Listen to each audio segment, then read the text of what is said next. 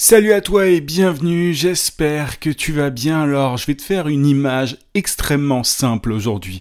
Pour moi, les entrepreneurs sont un petit peu comme des enfants. Je sais pas si tu te rappelles de ce jeu-là, enfin moi je m'en rappelle pas particulièrement dans mon enfance, mais tu vois c'est un jeu qu'on donne aux bébés, aux tout petits, où en fait ils doivent mettre des formes, tu vois, des triangles, des carrés, etc. dans les bons trous. Et ben pour moi les entrepreneurs ce sont ce petit bébé, cet enfant qui va essayer de mettre le carré, la forme carrée dans le trou circulaire, le trou en rond.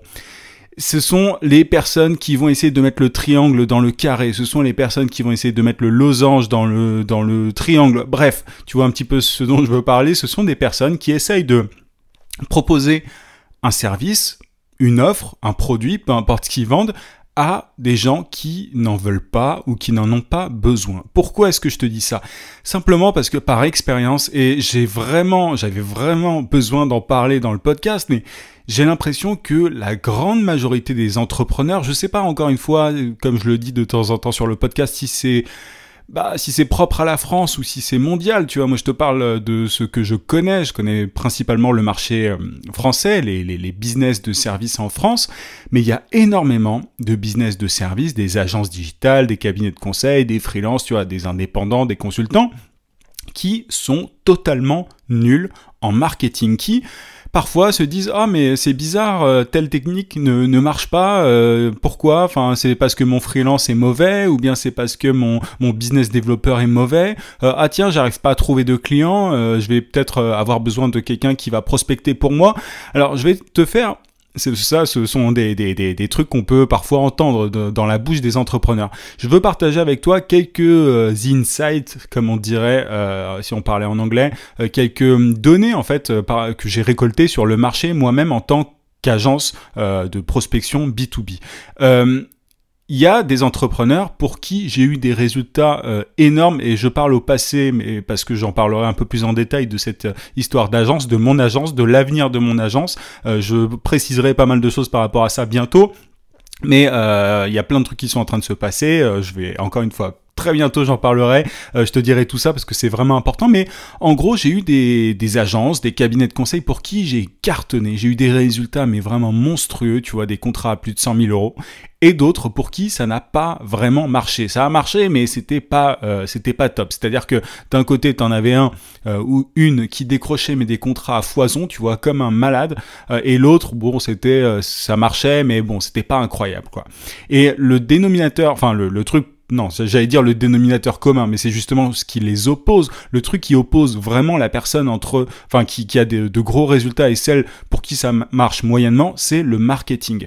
Les personnes en fait pour qui j'avais de gros résultats, c'était des personnes qui avaient une offre qui correspondait à un marché, une niche, une spécialité, des gens qui, comme je le dis souvent, se plaçaient sur la douleur de leurs clients, des gens qui étaient des pompiers, des gens qui réglaient un vrai problème. De l'autre côté, les gens pour qui ça marchait très moyennement, c'était des personnes qui n'étaient pas prêtes à faire des efforts, simplement des personnes qui n'étaient pas prêtes à transformer leur carré en triangle pour qu'il rentre dans le trou. Tu vois un petit peu l'idée, ou en tout cas qui ne prenaient pas la bonne forme pour la mettre dans le bon trou. C'est un peu bizarre comme image, tu en conviendras, mais c'est la meilleure image que j'ai trouvée en fait pour illustrer tout ça, parce que c'est vraiment ça. Les entrepreneurs sont des bourrins. Quand je dis les entrepreneurs, c'est la grande majorité des entrepreneurs, en tout cas que je rencontre, et des indépendants, des freelances. C'est pour ça que j'en parle sur le podcast. Tous les business de service galèrent par rapport à ça. Tous les business de service, ou une grande majorité, sont nuls en marketing. Et il s'agit pas juste de se dire qu'on est nul et que ça va pas changer. Au contraire, j'en parle justement pour essayer de réveiller un peu les consciences par rapport à ça. Mais du coup, les personnes avec qui ça a moyennement marché, c'était des personnes qui se disaient voilà, je veux absolument faire rentrer ce carré dans ce rond, tu vois, je veux absolument que mon offre qui est un carré rentre dans ce rond, je veux absolument vendre ce truc même s'il n'intéresse pas le marché. Il faut bourriner, il faut forcer, il faut spammer, bref, en fait, c'est pas du tout la bonne approche, et en 2018, on peut plus du tout fonctionner comme ça. C'est plus possible aujourd'hui de forcer un carré à rentrer dans un triangle. Encore une fois, je vais abuser de cette image, mais elle est importante. C'est plus possible en 2018 de faire ça. Pourquoi ? Simplement parce qu'à une époque où, tu vois, les startups sont reines, hein, qu'est-ce qu'elles font les startups? Les startups, ce qu'elles font, c'est qu'elles vont sonder le marché. Elles vont, voilà, essayer de voir la demande, qu'est-ce que le marché veut, qu'est-ce que les gens veulent, et ils vont adapter leurs produits, ils vont transformer leurs produits pour qu'ils fit. On parle de product market fit, de produits qui est adapté au marché. Ils vont faire en sorte que leurs produits soient adaptés au marché. C'est presque, tu vois, un truc à l'envers. C'est-à-dire que les business traditionnels, ce qu'ils ont fait, enfin ce qu'ils font toujours, du coup aujourd'hui, et beaucoup de business de service, des cabinets de conseil, des agences et tout, ce qu'ils font, c'est que ils vont partir de leurs produits. C'est pour ça que je dis que de temps en temps, les entrepreneurs sont égocentriques, dans le sens où ils sont centrés sur eux-mêmes, sur leur offre, en fait, ce qu'ils proposent, et non pas sur leurs clients. Ce qu'ils font, c'est qu'ils se centrent sur eux-mêmes, ils vont voir, ok, bon, moi j'ai ça à vendre, comment est-ce que je fais pour le vendre? Comment est-ce que je fais pour le placer sur le marché? Quelle est la technique la plus efficace pour y arriver? Quelle est la façon la plus maligne, la plus, tu vois, qui va faire que je vais réussir au mieux à mettre mon carré dans ce triangle. Comment est-ce que je vais faire pour leur faire gober mon service? Il y a un peu de ça, tu vois, c'est un peu violent dit comme ça, mais il y a presque de ça. Et moi, tu vois, avec mon approche qui est très inspirée justement des startups, quand je vois ça et quand je me suis rendu compte de ça, j'étais mais totalement horrifié. Et ces personnes-là qui parfois ne veulent pas se remettre en cause, bah, tu peux rien pour elles, en fait. Si toi, aujourd'hui, tu vois, notamment, tu bosses pour ce genre de boîtes qui ne veulent pas revoir leur marketing, ou si t'es toi-même pas expert en marketing, peut-être que t'as du mal à leur avoir des résultats, mais crois-moi, c'est totalement normal. C'est normal que tu n'arrives pas à mettre un carré dans un triangle. Ça va pas, c'est juste pas fait pour fonctionner ensemble, tu vois. Et du coup, la seule chose à faire pour les personnes qui sont, tu vois, qui sont réceptives par rapport à ça, c'est de leur dire, mettez un triangle dans le triangle. Arrêtez d'essayer de caler votre truc. Arrêtez d'essayer de forcer tout simplement. Beaucoup de gens, j'ai l'impression, en France, en tout cas encore une fois, ont cru que le marketing c'était le fait de forcer, tu vois, d'où les anciennes méthodes de prospection un peu j'allais dire un peu intrusives, mais très intrusives, tu vois, qui consistent à appeler les gens au téléphone sans qu'ils aient rien demandé. On appelle ça le cold calling, ou bien le cold emailing en masse sans forcément cibler. Aujourd'hui, en 2018, comme je te le disais, c'est plus possible de faire ça. Encore une fois, les startups, ce sont les modèles, en fait. Tu vois, quand on parle d'entrepreneuriat, tout le monde pense aux startups. On parle en France de la French Tech et tout. On voit toutes ces boîtes comme des modèles à suivre. Mais toutes ces boîtes-là, elles font très différemment de ces anciens business de service, de ces business traditionnels. En fait, ce qu'elles font, encore une fois, c'est qu'elles vont à l'envers. Elles s'adaptent au marché. Elles transforment leurs produits en fonction du marché. On appelle ça... On parle d'approche Lean Startup. Et moi, ce que j'essaye de faire depuis le début, depuis les 2 ans que je crée du contenu, l'approche n'est pas venue tout de suite, mais je me suis rendu compte de ces problématiques-là et du coup, j'ai essayé d'apporter ça. J'essaye quotidiennement aussi d'apporter ça, notamment à travers mes formations, à travers mes vidéos gratuites. J'essaye d'apporter cette méthode très Lean Startup qui consiste à vraiment...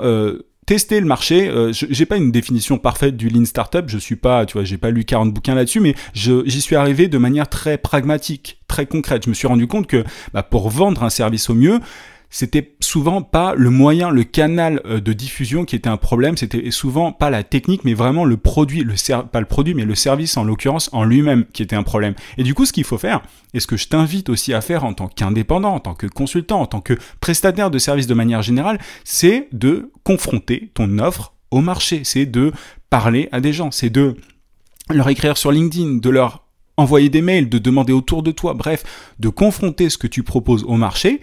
Tu essayes de voir si tu peux vendre, pas juste s'il y a un intérêt du marché. Un intérêt du marché, il est validé uniquement quand le marché achète ton service, quand il paye, quand il te donne de l'argent, quand il y a un échange monétaire, tu vois. Sinon, si ta famille te dit oui, c'est super ce que tu proposes, ou alors si je sais pas, l'ami de tes parents dit oui, c'est super ce que tu proposes, je ferai appel sûrement à tes services un jour. Si on te dit ça, ça n'est pas une preuve, tu vois, il n'y a pas de validation de ton service, il n'y a aucun intérêt de la part du marché. Si tu entends ça, il y a un intérêt du marché si on paye tes services. Donc, essaye de voir si ça intéresse, mais au-delà de ça, si les gens sont prêts à payer pour ce que tu proposes, et au-delà, tu vois, j'en parle parce que j'ai reçu un message sur mon groupe il y a pas très longtemps, enfin, il y avait une publication sur mon groupe Facebook qui disait en gros...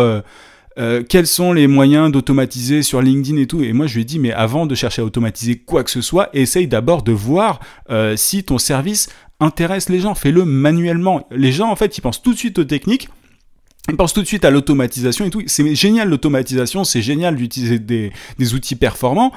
Mais il faut d'abord être clair par rapport à ton offre, essayer de proposer un carré à ces personnes qui veulent un carré, tu vois, encore une fois. Donc, essaye de confronter ça, et en fonction des retours, des feedbacks, et tu vois, je parle comme un start-upper là, mais en fonction des feedbacks, que tu reçois du marché, adapte ton offre, transforme ton carré en triangle, si les gens veulent un triangle, transforme ton triangle en rond, c'est compliqué, mais si le marché veut un rond, bref, t'as compris l'idée. Mais tu vois, moi j'ai eu des clients par le passé qui me disaient ouais, ça marche pas aussi bien que prévu, et parce que j'étais pas encore assez calé en marketing, j'étais pas encore capable de leur dire le problème c'est votre offre. Et pourtant c'est le cas. Et tu vois, peu importe encore une fois la méthode, peu importe la technique, peu importe la méthodologie que tu emploies, si la base est pourrie, tout le reste est pourri. Il y a une image que je prends des fois, c'est si tu mets un mauvais conducteur dans une Ferrari, il ira pas très très vite. Du coup, il faut se former, tu vois, il faut que le conducteur soit bon. C'est peut-être maladroit comme image, mais je trouve que l'histoire du carré et du triangle marche beaucoup beaucoup mieux. Tu ne peux pas forcer le marché à acheter quelque chose s'il ne le veut pas. Il y a beaucoup de gens qui croient, notamment, tu vois, si on reprend l'exemple, si je l'avais pris une fois sur le podcast, il y a beaucoup de gens qui croient que la publicité pousse les gens à acheter des produits dont ils n'ont pas besoin.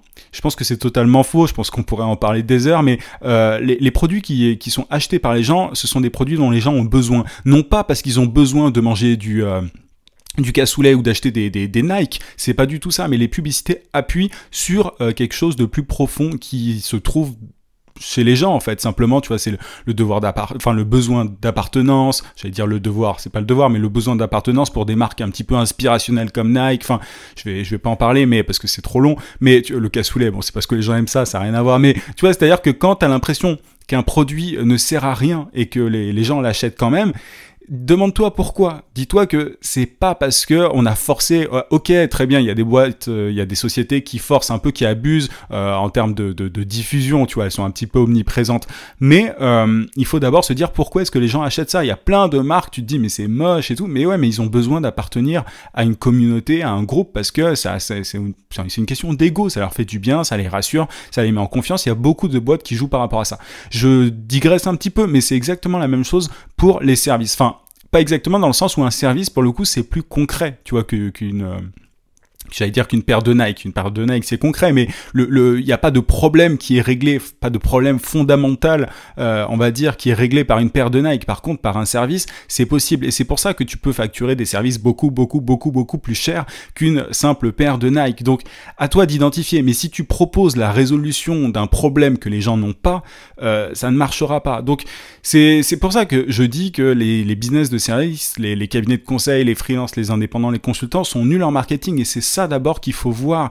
Et avant même d'aller chercher de la pub Facebook, des outils, des machins. Et c'est pour ça que je vais parler, je pense, encore plus qu'avant, même si je le fais vraiment pas mal actuellement, de marketing. Parce que le problème, il est là. Tu vois, avant, je disais que j'étais consultant en marketing digital. Maintenant, je dis presque que je suis juste consultant en marketing. Parce que le digital, c'est simplement tu vois, le marketing digital, c'est simplement le prolongement du marketing. C'est l'application des mêmes concepts, des mêmes principes que le marketing, mais sur le digital, il y a d'autres couches qui sont ajoutées, tu vois, les tunnels de vente, les machins, mais les tunnels de vente, tout ça, ça existe aussi en marketing classique, offline. Donc, concentre-toi sur ton marché plutôt que sur ton offre. Pense au marché, aux gens qui achètent plutôt qu'à ce que tu veux proposer. Et ce que tu proposes n'est peut-être pas intéressant. Sois capable de remise en cause par rapport à ça. Parce qu'il y a tellement de gens qui ne le sont pas.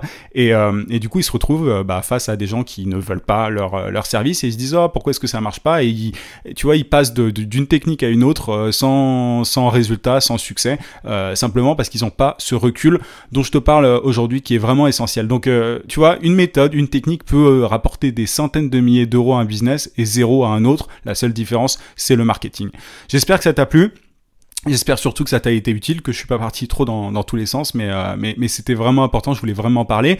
En tout cas, si tu as envie de devenir un freelance premium qui a une offre qui fonctionne pour ensuite décrocher des contrats régulièrement, j'ai un pack de formation, tu as 454 € offerts jusqu'à dimanche minuit. C'est un pack qui s'appelle le pack Elite. Dedans, tu as 3 formations, tu as tous les détails dans la description, tu as un lien en description, tu cliques dessus. Sinon, si tu es sur YouTube, tu as le i sur lequel tu peux cliquer en haut à droite, si je me trompe pas.